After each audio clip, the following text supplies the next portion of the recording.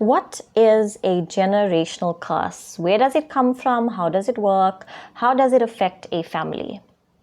So firstly, if your family is under some sort of generational curse, there will be things that are reoccurring patterns in the family, such as addictions, people constantly running out of money, mysterious illnesses, relationships not working out. And when I say mysterious illnesses, like the person didn't drink, didn't smoke, all of a sudden they have a disease out of nowhere. People pass away, 3 months after that, and nobody really lives a full life. Now, that is how you'll be able to see or identify if you or family members are under some sort of generational curse. But what starts a generational curse? A generational curse is how it starts is by making a pact, especially a blood pact with a demonic force.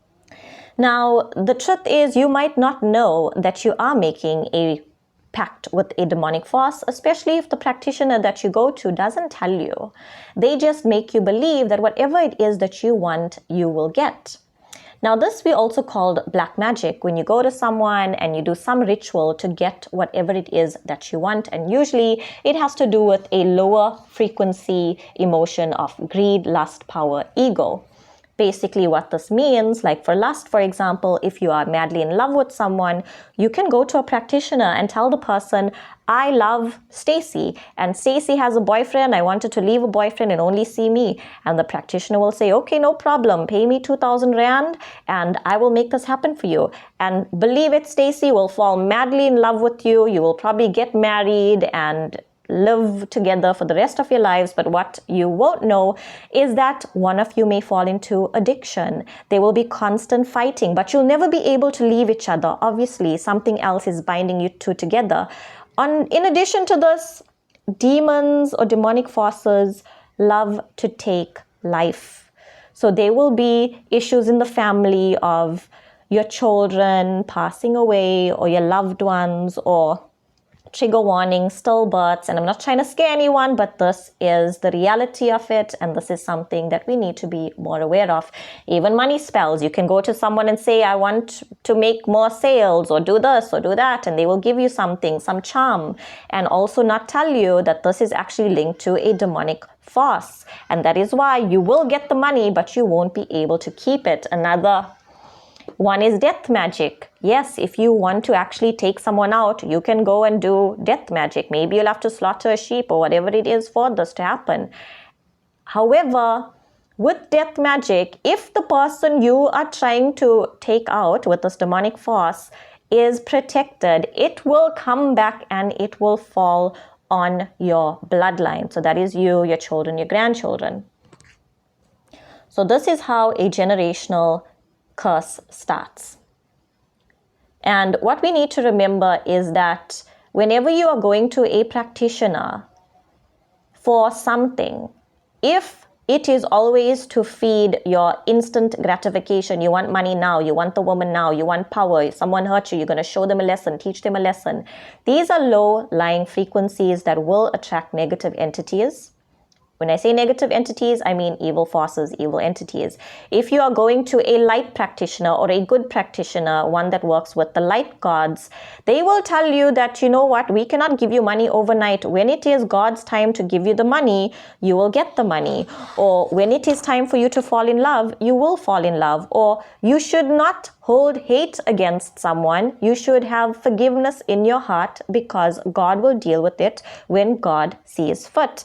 I also want to quote a scripture from the Bible, which is Proverbs 10:22. The blessing of the Lord makes a person rich, and he adds no sorrow with it. Meaning, when it is your time to receive abundantly, there will be no sorrow with it. There will be no addictions, failing relationships, things just falling apart out of nowhere.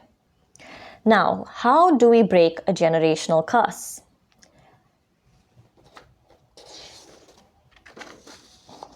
Believe it or not, prayer. And when I say pray, I don't only mean pray, Our Father who art in heaven. No, I mean build a relationship with God. Really connect with the divine through meditation, prayer, your mantras. I also have dance and music here because the more you feel good, the more entities find it difficult to attach themselves to you.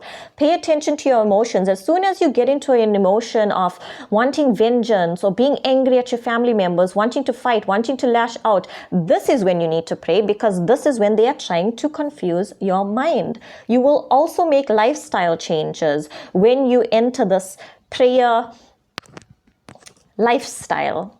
You will make lifestyle changes. People that have a lower lying frequency, that do not resonate with you anymore, you will maybe spend less time with them and spend more time with people who do uplift your spirits. I know some people will say slaughter 2 chickens and goats, or you need to do the slaughtering or that slaughtering. When Jesus came to earth, and I will use him as an example, he came in the form of a man to show us that all the abilities that we need to overcome the evil principalities are within us. And sometimes all you need to do is pray. And that is also why you can do 10,000 rituals and it might just not work, because even though you're doing the ritual, your own energy is not aligning with the divine. Another important thing is fear nothing. When I say this, I mean you will not fear any negative entities along your journey, simply because that's what they want you to do. They want you to fear them. Oh, the devil is here. The devil is going to do this. The devil is going to do that. No. The devil must try. But when you walk with God, you need to remember that you are divinely protected. And if whatever entity wants to try to bother you, they can try, but they will never succeed.